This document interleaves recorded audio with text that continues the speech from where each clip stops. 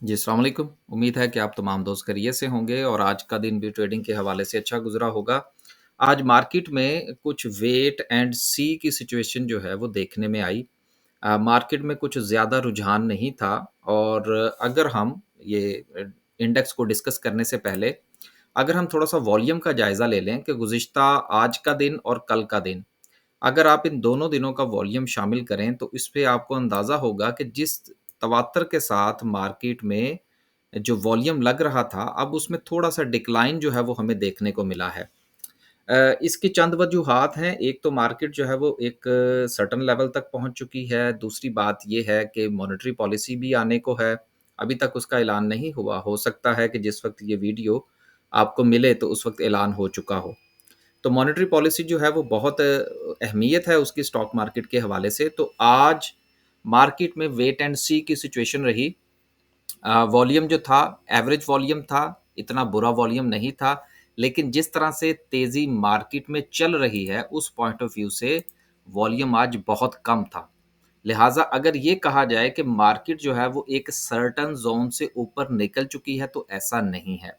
ये जिस वक़्त हम इंशाल्लाह हम कैंडलस्टिक पर जाएँगे तो इसको डिस्कस करने की कोशिश करेंगे और साथ में इस चीज़ को भी डिस्कस करने की कोशिश करेंगे कि जिस तरह से 90 के एंगल पर जो है वो कुछ शेयर्स चल रहे थे। इंडेक्स तो ख़ैर अभी भी बहरहाल उसमें कुछ ख़ास हमें प्रॉफ़िट टेकिंग या करेक्शन जो है वो देखने को नहीं मिली।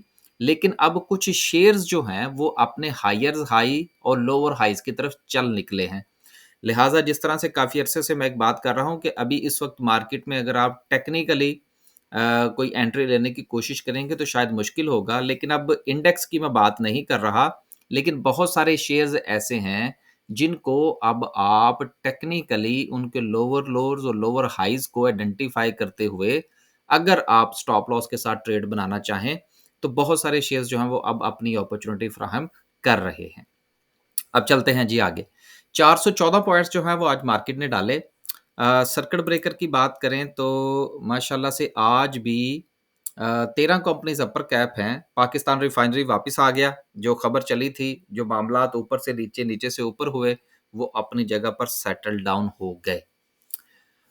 बनीज़ आज जो है वो क्लोवर जो था उसने पिछले दिनों कुछ 2-4 जो थे वो लॉक्स दिए थे और उसके बाद जो था वो एक्सपेक्टेड था कि शायद बनीज़ में जो है वो अब रैली बन सकती है।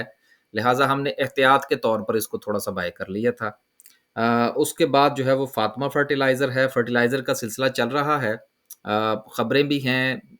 देखिए फर्टिलाइज़र के हवाले से ना ये हमारे यहाँ बड़ी मोनोपोली है। तो फर्टिलाइज़र में जो अच्छी कंपनीज़ हैं, ख़ास तौर पर अगर आप एफएफसी की बात करें और एंग्रो कॉर्पोरेशन की बात करें, तो डिविडेंड पॉइंट ऑफ व्यू से तो ये दोनों कंपनीज़ जो हैं, ये सर-ए-फ़हरिस्त हैं। इनको आप इन्वेस्टमेंट के लिए जो है वो अपने पोर्टफ़ोलियो का हिस्सा बना सकते हैं। ट्रेडिंग पॉइंट ऑफ व्यू से ये जो हमारा पूरा का पूरा हाँ, सॉरी ईफट रह गया उसमें। ये तीनों कंपनीज़ जो हैं, ये बहुत अच्छी हैं और पाकिस्तान चूँकि एक ज़रई मुल्क है, रोते-धोते, ऊपर-नीचे करके कभी स्पेकुलेशन हो या ना हो, ये सेक्टर हमारा किसी न किसी हवाले से चलता रहेगा, मजबूरी है हमारी। इसी तरह से जो हमारा फार्मास्यूटिकल का सेक्टर है, वो भी मजबूरी है।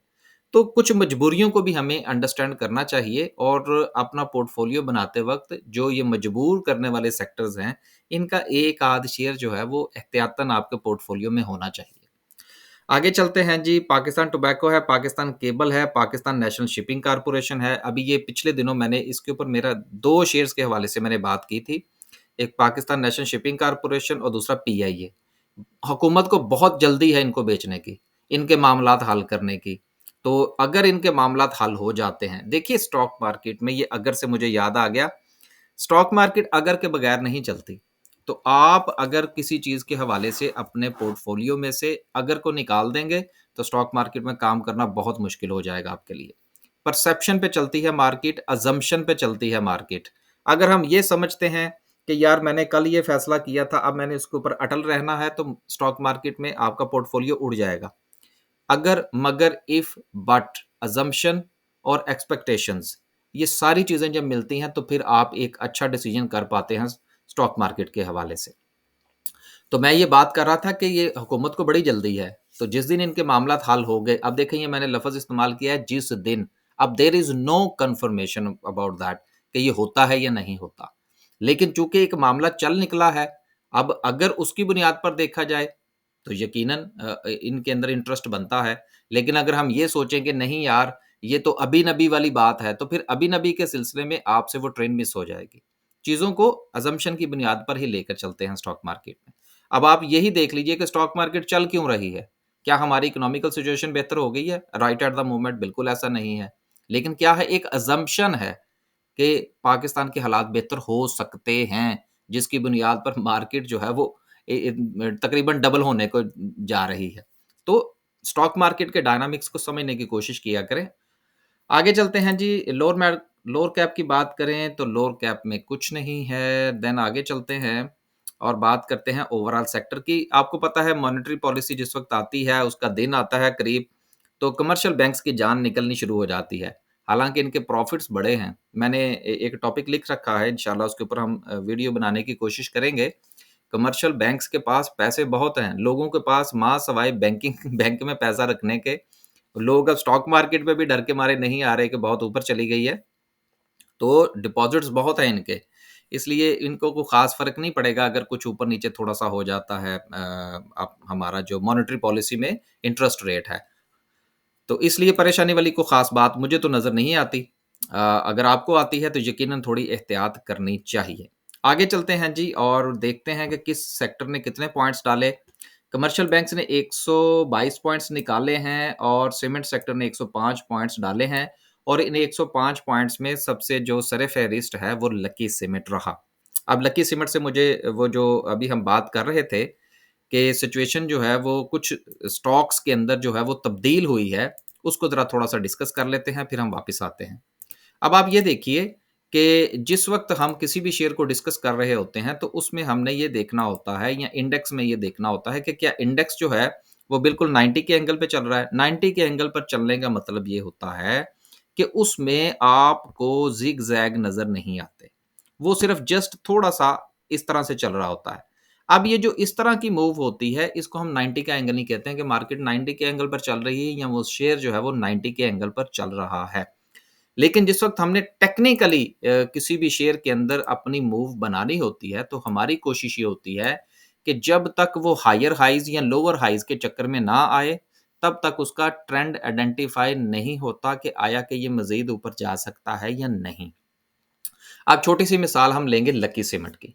अब अगर आप इसके इस छोटे से स्ट्रक्चर को देखने की कोशिश करें, तो जब से ₹631 का लेवल इसने क्रॉस किया, उससे पहले आप देखिए कि ये सारे के सारे यहाँ तक की जो इसकी मूव है, इसको हम 90 के एंगल की मूव कहते हैं। हालाँकि ये 90-शंटी है नहीं, लेकिन सिर्फ़ और सिर्फ़ समझने के लिए। एक स्ट्रेट मूव आपको नज़र आ रही है।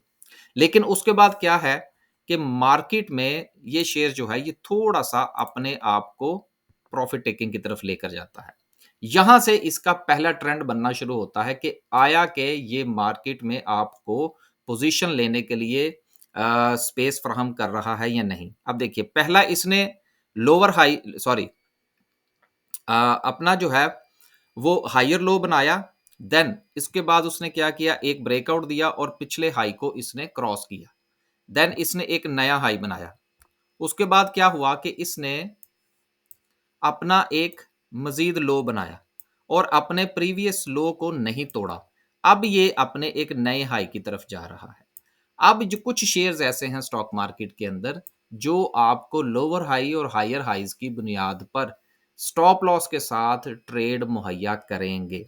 अब देखिए ये लकी सेमेंट को इस तरह से डिस्कस करने का कतई मतलब नहीं है, क्योंकि मैं अपनी किसी भी वीडियो में बाय सेलिंग की कॉल नहीं देता। ये सिर्फ़ आपको बताना था कि अगर इस तरह का मिलता-जुलता स्ट्रक्चर आपको मुख्तलिफ शेयर्स में नज़र आए, तो उन शेयर्स में आप प्रीवियस हाई जो है उनका, उसकी बुनियाद पर उसके अंदर ट्रेड ले सकते हैं। अगर हम इसी को थोड़ा-सा देख लें, तो फिर हम वापस चलते हैं। ये इसका एक हाई था, ये इसका एक लो था।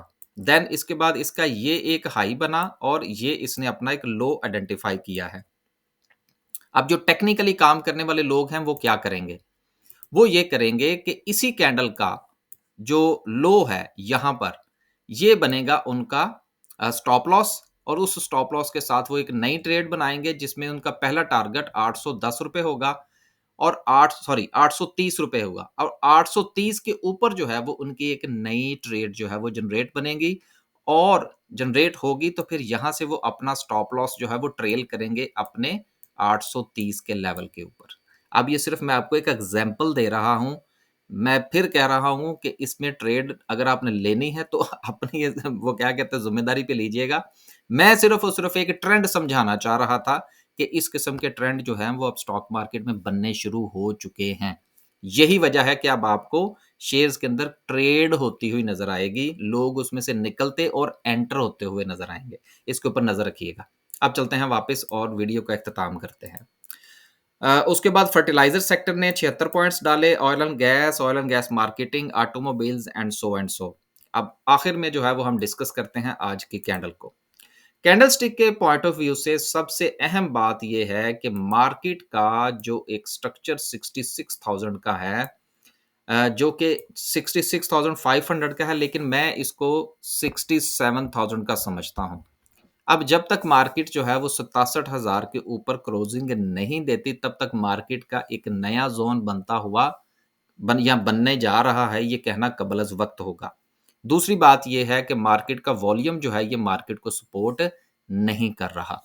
आज अगर मॉनेटरी पॉलिसी में जो कि एक्सपेक्टेड भी है कि शरह सूद में इज़ाफ़ा नहीं होगा और हो सकता है कि कुछ कमी वाक़या हो जाए। अगर ऐसा हो जाता है, देन कुछ जो हमारे सेक्टर हैं, ख़ास तौर पर सीमेंट है, स्टील है, इन सेक्टर्स में हमें तेज़ी देखने में आ सकती है। और उसके नतीजे में अगर मार्केट 67,000 से ऊपर क्लोज़िंग देती है, देन अगला टारगेट जो है वो मार्केट का मेरी नज़र में 70,000 का होगा। लेकिन जैसा कि मैंने अभी लकी सीमेंट के हवाले से डिस्कस किया कि अब शेयर्स जो हैं वो अपने स्ट्रक्चर बनाना शुरू हो चुके हैं। लिहाज़ा आप भी देखिए कि आपने जो शेयर खरीद रखा है, क्या वो भी किसी स्ट्रक्चर में जा रहा है या कि वो अपनी जगह पर खड़ा है? जैसे ही वो स्ट्रक्चर तब्दील करे, आप भी अपनी ट्रेडिंग स्ट्रैटेजी को तब्दील कीजिए। बस जी, आज के लिए सिर्फ़ इतना ही। आखिर में मुझे एक बात याद आ गई कि हमारा जो सेशन 16 तारीख को है, जो कि इस कमिंग सैटरडे को है, उसकी सीट्स जो हैं, उसकी बुकिंग जो है वो मुकम्मल हो चुकी है। लिहाज़ा बराए मेहरबानी अभी फ़िलहाल उसमें मज़ीद गुंजाइश नहीं है। नेक्स्ट सेशन हम कब करेंगे, वो इंशाल्लाह हम वीडियो में अनाउंस कर देंगे। फिर आप जो है, वो उसमें रजिस्ट्रेशन करवा लीजिएगा। 16 तारीख वाला सेशन जो है, वो फुली बुक्ड हो चुका है। आप तमाम दोस्तों का बहुत-बहुत शुक्रिया।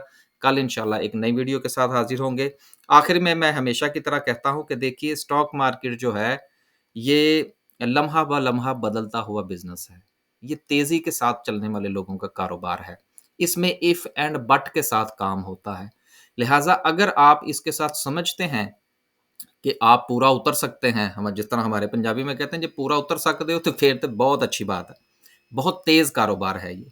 तो फिर तो आप इसमें ज़रूर रहिए, लेकिन अगर आप डर जाते हैं या इफ एंड बट का जो है वो आपको थोड़ा-सा इरिटेशन होती है कि नहीं यार कल तो मैंने ये सोचा था, कल तो ये बात हुई थी, आज ये बात हो गई है, तो फिर यकीनन आपको इस कारोबार से परेशानी का सामना करना पड़ सकता है। अब तक के लिए सिर्फ़ इतना ही, कल तक के लिए इजाज़त दीजिए। अल्लाह हाफ़िज़।